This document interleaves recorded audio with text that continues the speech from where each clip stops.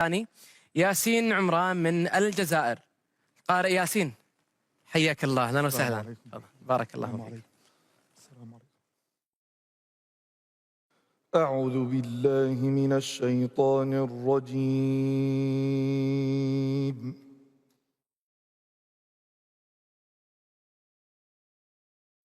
بسم الله الرحمن الرحيم.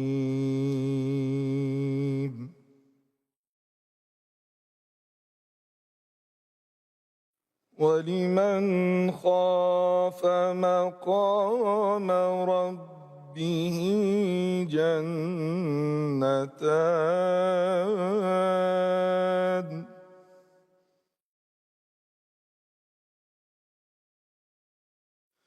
فبأي آلاء ربكما تكذبان؟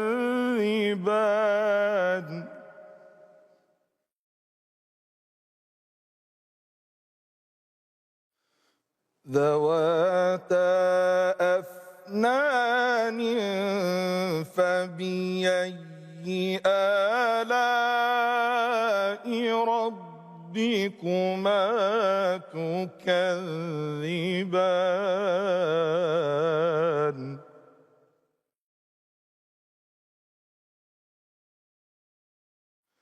فيهما عينان تجريان.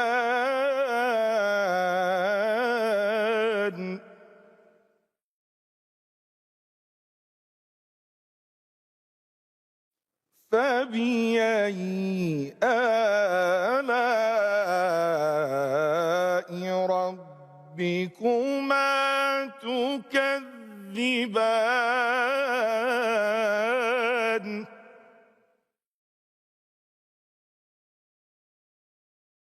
فيهما من كل فاكهة زوجان.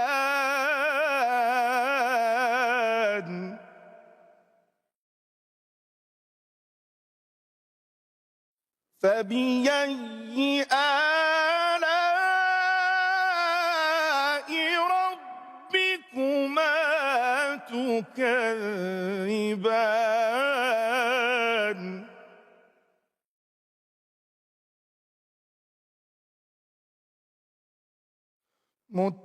متكئين على فرش بطائنها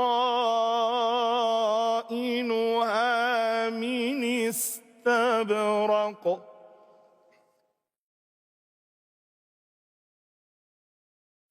وجنى الجنتين دان. فبأي آلاء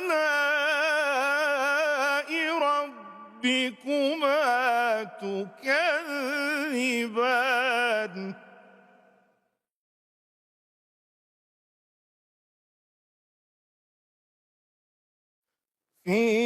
فيهن قاصرات الطرف لم يطمثهن إنس قبلهم.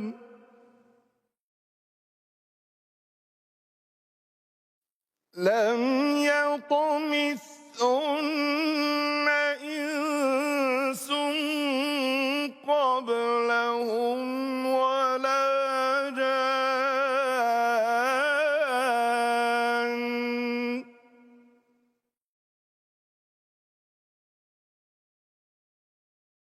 فبأي آلاء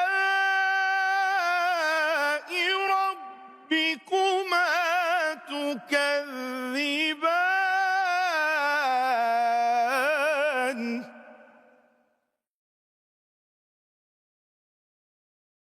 كأنهن الياقوت والمرجان.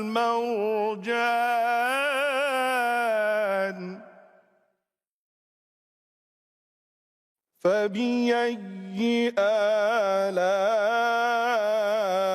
ربكما ربكما تكذبان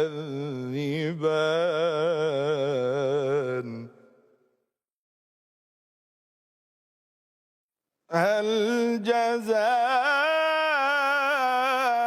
الإحسان إلا الإحسان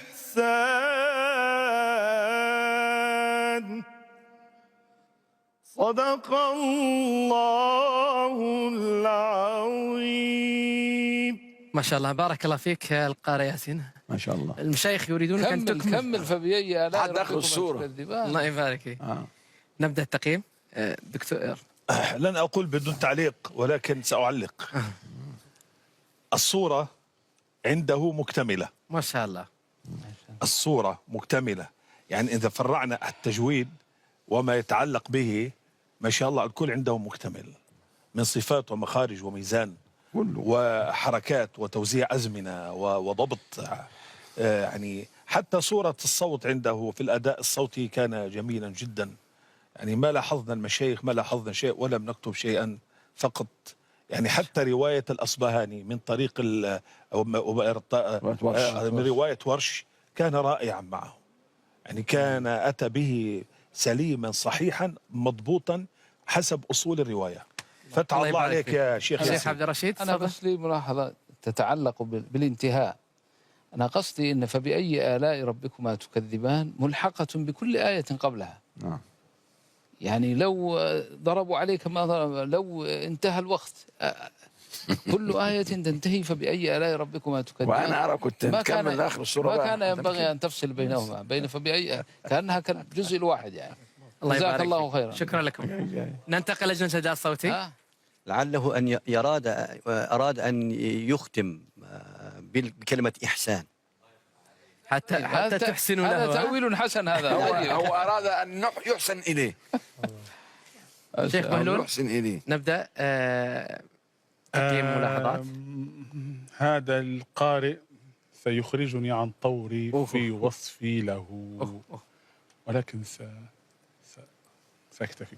شيخ ياسين عمران صوت فخم معبر عريض، تمتلك خصائص قلما نجدها في الأصوات القوية، أي أنك تعي ما تفعل ومتحكم إلى حد كبير في صوتك، وهذا الذي أحبه بما تتميز به إمكانيات صوته. إلى جانب العمق الذي في صوته لديه مسحة الحزن والخشوع ملازمة لهذا الصوت. حباك الله بصوت الله أكبر، نفع الله بك وأحسن الله إليك. آمين. قوة في منطقة القرار، لمعان في منطقة الوسط، إشراق في منطقة الجواب. ده كويس؟ من ناحية السلم النغمي أشبعت كل مقام بدون تكلف. تدخل تسلم قليلا وتخرج، ما شاء الله. لم تتكلف ولم تسرع. أنت جميل. الله يبارك فيك. نبدأ التقييم. تقييم القارئ ياسين عمران من الجزائر، لجنة أحكام التجويد ولجنة الأداء الصوتي. ما شاء الله عليك يا ياسين، الله ينفع بك. في انتظار انتهاء التقييم أستاذ عاصم، دكتور بهلول، دكتور محمد أمين، في الانتظار. دكتور بهلول تم. دكتور بهلول. دكتور محمد أمين، شكرا لك القارئ ياسين عمران، بارك الله فيك. مشاهدي الكرام، ننتقل وإياكم إلى القارئ مرحبا بكم مشاهدين الكرام، عدنا إليكم من بعد هذا الفاصل مع جائزة كتارا لتلاوة القرآن في دورتها السابعة، وتحت شعار زينوا القرآن بأصواتكم. استمعنا لمجموعة من القراء أمتعونا بتلاواتهم العطرة. شاركنا في هذه الحلقة من سوريا والجزائر ومصر واندونيسيا وقطر. شاركنا من الجزائر ياسين عمران، ومن مصر مصطفى أبو اليزيد شلامش، ومن سوريا محمد علي الأبرش. وكذلك شاركنا في هذه الحلقة من إندونيسيا القارئ فاضلي قسمادي من إندونيسيا، والقارئ النعمان عمران عبد الحميد من قطر. من منهم سيتأهل معنا للمرحلة القادمة؟ في هذه الحلقة حصل على المركز الخامس القارئ مصطفى أبو اليزيد شلامش في المركز الخامس. الآن من المركز الرابع إلى المركز الأول نحن نتحدث عن فوق 90 وفوق. في المركز الرابع حصل عليه القارئ النعمان عمران عبد الحميد مبارك النعمان. في المركز الثالث القارئ محمد علي الأبرش في المركز الثالث. أما في المركز الأول وبالتالي يتأهل للمرحلة القادمة بقي معنا من إندونيسيا ومن الجزائر. من منهم سيشاركنا في المرحلة القادمة؟ يعني حتى أخبركم بهذا الجمال الذي كان في الحلقة. الذي حصل على المركز الثاني درجته حصل على 95، والذي حصل على المركز الأول حصل على 97. الذي حصل على المركز الأول في هذه الحلقة القارئ ياسين عمران من الجزائر. مبارك يا ياسين، مبارك. في المركز الثاني فاضل قاسمادي من إندونيسيا، مبارك. ويظهر لكم مشاهدي الكرام على الشاشة الدرجات. مصطفى أبو اليزيد شلامش حصل على 89، النعمان عمران عبد الحميد على 90.4، محمد علي الأبرش على 93. في المركز الثاني فاضل قسمادي على 95، وفي المركز الأول ياسين عمران حصل على 97. مبارك. شكرا لمشايخنا الكرام، شكرا لقرائنا الذين أمتعونا في هذه الحلقة، وشكرا لمتابعتكم مشاهدي الكرام. نلتقي وإياكم مع القرآن وعلى مائدة القرآن. نلقاكم على خير. السلام عليكم ورحمة الله. مبارك.